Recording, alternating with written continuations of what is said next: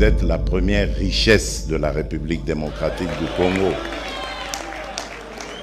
Avant toutes les autres richesses naturelles que nous avons, comme le diamant, l'or, le coltan, le cobalt, le cuivre, le zinc, tout ce qu'on veut, le pétrole, le gaz, il y a d'abord cette ressource humaine qu'est la jeunesse de la République démocratique du Congo. Et partout où je vais, je le dis toujours, que notre richesse, c'est celle-là d'abord, elle est humaine. Et c'est pour ça que nous avons le devoir d'entretenir cette richesse, de préparer cette richesse aux défis à venir. Et cette richesse, c'est vous, chers jeunes. Voilà pourquoi j'ai dit, vous ne quitterez jamais mon esprit.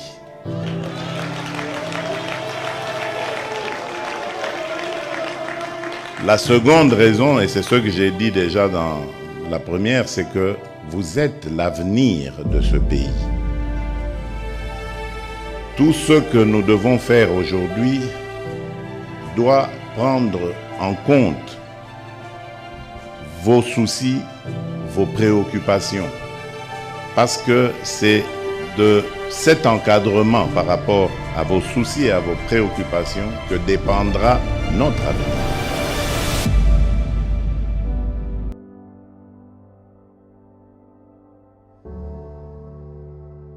C'est très important, très important pour nous, au-delà de ce qu'on peut être, ce qu'on peut penser, c'est très important pour nous d'encadrer la jeunesse. Parce que c'est elle qui va garantir nos vieux jours demain. Et vous, jeunes Congolais, vous avez encore plus la mission de réussir dans ce que vous faites, formation, métier, profession. Vous avez le devoir de réussir parce que vous êtes une jeunesse qui n'est pas n'importe laquelle. Je l'ai bien dit, vous êtes la jeunesse de la République démocratique du Congo. Vous devez savoir à quel pays vous appartenez. Croyez-moi, chers jeunes, nous avons un pays béni. Chaque jour, moi je vous exhorte, chaque jour, avant de dormir ou lorsque vous vous réveillez, remerciez le Créateur. Quelle que soit la religion à laquelle vous appartenez, remerciez notre Créateur parce qu'il nous a mis sur un sol qui est totalement béni. Ce pays, si nous restons conscients, nous restons unis, nous restons organisés, ce pays va faire parler de lui dans pas très longtemps. Nous serons peut-être encore vivants pour voir ça. Suivez simplement toute l'actualité. Renseignez-vous sur votre pays, ses potentialités. J'ai parlé de la première richesse qui est la jeunesse, ses ressources humaines. Mais regardez toutes les potentialités dont le monde a besoin aujourd'hui pour lutter par exemple contre le changement climatique, pour aller vers l'économie verte, la nouvelle industrie. Toutes les solutions se trouvent en République démocratique du Congo. Pour les énergies renouvelables, vous trouverez les réponses en République démocratique du Congo. Même demain, lorsque on parle de l'après-pétrole avec toutes ces dérivés qui sont l'essence, le gasoil et tout ça, l'hydrogène vert peut être produit ici en République démocratique. Donc nous avons des réponses à toutes les questions que se pose le monde aujourd'hui. Et quand nous quittons le sous-sol, nous arrivons au sol, l'agriculture, nous avons près de 80 millions d'hectares de terres arables. Nous pouvons nourrir plus de 2 milliards de personnes, donc c'est-à-dire l'Afrique entière et au-delà, grâce à notre sol. Et au Congo, il pleut toute l'année, car nous sommes à cheval sur l'équateur. Quand il ne pleut pas au nord, il pleut au sud et vice-versa. Là où partout ailleurs, on commence à connaître des problèmes de sécheresse, surtout chez nous en Afrique, eh bien nous avons ces réponses. Nous avons, comme je vous l'ai dit, un pays qui est béni. C'est pour ça d'ailleurs, chers jeunes, que vous voyez tous les problèmes qu'on nous cause. Nous sommes un pays, je vous ai dit, à vocation. Dieu nous a dotés de tout ça, pas pour que Tovimba Nabisomoko, mais pour partager. Et nous sommes prêts à le faire. Mais dans l'ordre. Et en tenant compte de la charité bien ordonnée qui doit d'abord commencer par les propres enfants du Congo. Et voilà pourquoi moi je voudrais attirer votre attention. Parce qu'on va chercher à nous diviser. Vous savez, il y a cet adage qui dit « diviser pour mieux régner ». Et il y a cette parole de la Bible qui dit « un royaume divisé contre lui-même ne peut rien faire. Il est voué à l'échec, à la mort. » Voilà pourquoi le mercredi dernier, j'ai beaucoup insisté sur nos divergences à propos de nos appartenances ethniques, tribales et autres. Qu'on ne vous trompe pas. Vous avez une seule et même tribu, elle s'appelle la République démocratique du Congo. Le reste, ce sont vos familles. Vous pouvez vous attacher à des familles, nous le faisons chaque jour ici.